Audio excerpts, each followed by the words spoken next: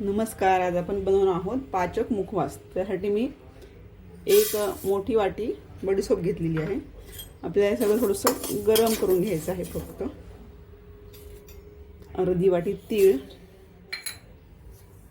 पाव वाटी ओवा, थोडी लाल सुपारी, विलायची, लवंग, हे सगळं आपल्याला थोडंसं गरम करून घ्यायचं आहे. हे आपल्याला अगदी थोडंसं त्यातलं मॉइश्चर काढून टाकायचं आहे.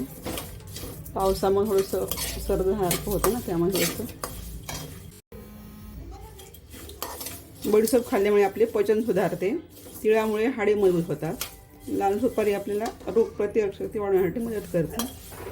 ओवा वजन कमी करण्यासाठी मदत करतो. हे सगळं त्यामुळे आपल्याला पाचक पदार्थ आहेत सगळे. बरं, हे गरम झालेलं आहे. आता हे आपण काढून घेऊ. आता हे सर्व थोडंसं गार करून मिक्सरच्या भांड्यामध्ये टाकून घेऊया. आता आपण यात अर्धी वाटी ज्येष्ठ मध टाकून घेणार आहोत. ज्येष्ठ मधामुळे आपल्याला जी छातीत होणारी जळजळ असते ती कमी होते. आणि अगदी पाव वाटी काळं मीठ. हे सगळं आता आपल्याला मिक्सरवरती बारीक करून घ्यायचं आहे.